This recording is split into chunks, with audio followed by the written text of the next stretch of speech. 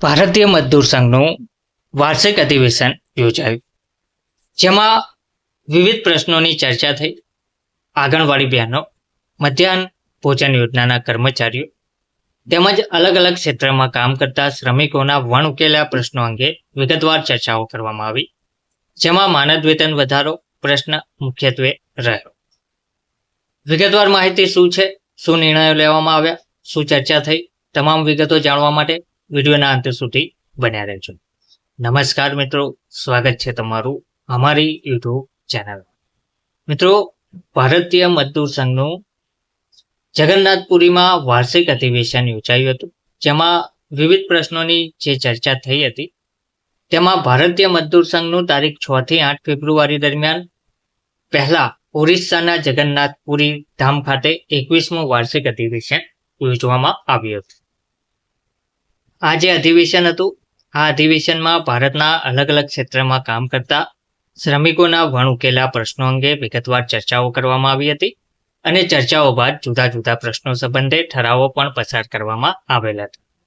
તેમજ તારીખ 25 ફેબ્રુઆરી 2026ના રોજ સમગ્ર ભારતમાં દરેક જિલ્લા કક્ષાએ ભારતીય મજદૂર સંઘ દ્વારા શ્રમિકોના પ્રશ્નોના નિરાકરણ માટે વિરોધ દિવસ તરીકે કાર્યક્રમ કરવા નિર્ણય પણ કરવામાં આવ્યો હતો.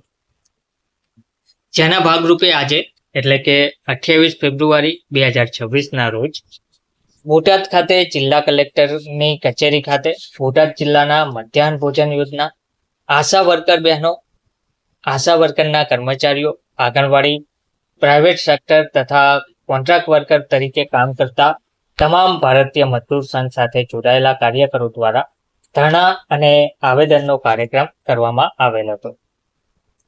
આવેદનપત્રમાં જુદા જુદા મુદ્દાઓ સાંકળવામાં આવેલ હતા, જેમાં વર્ષોથી સ્કીમ વર્કર તરીકે કામ કરતા મધ્યાહન ભોજનના કર્મચારીઓ, આંગણવાડી બહેનો, આશા વર્કર બહેનો, આશા કર્મચારીઓને મિનિમમ વેતન હેઠળ આવરી લઈને સરકારી કર્મચારી તરીકે જાહેર કરવા અને લાભો આપવા.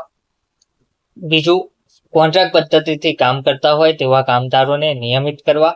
ત્રીજું, તાજેતરમાં પસાર કરવામાં આવેલ લેબર કોડમાં ભારતીય મજદૂર સંઘ દ્વારા સૂચવવામાં આવેલ સુધારાઓ દાખલ કરવા અને ઈપીએસ યોજના હેઠળ હાલમાં ચૂકવવામાં આવતું મિનિમમ પેન્શન રૂપિયા જે 1000 છે તેની જગ્યાએ રૂપિયા 7500 માસિક પેન્શન આપવું. પાંચમું, ઈપીએફ યોજના અંતર્ગત વેજ સીલિંગ મર્યાદામાં વધારો કરી રૂપિયા 25000 કરવી જેવા મુદ્દાઓની માંગણી માનનીય પ્રધાનમંત્રીશ્રી તેમજ માનનીય શ્રમ અને રોજગાર મંત્રીશ્રીને આવેદનપત્રના માધ્યમથી મોકલવામાં આવેલ હતી. હવે આ આવેદનપત્ર બોટાદ જિલ્લા મજદૂર સંઘના અધ્યક્ષ રાજુભાઈ ઢેરૈયા, જિલ્લા મંત્રી દીક્ષિતભાઈ આગ્રાવત તથા પ્રદેશ મંત્રી સમીરભાઈ જોશી, મધ્યાહન ભોજન યોજનાના કુલદીપભાઈ ગાગલ તથા અરુણભાઈ સહિત 90 જેટલા કાર્યકરો ઉપસ્થિત રહીને માનનીય શ્રમ અને રોજગાર મંત્રીશ્રીને તેમજ માનનીય પ્રધાનમંત્રીશ્રીને આવેદનપત્રના માધ્યમથી મોકલવામાં આવેલ હતા. હવે જોવાનું એ રહેશે કે આ અંગે ક્યારે અને શું નિર્ણય લેવામાં આવે છે. ધન્યવાદ.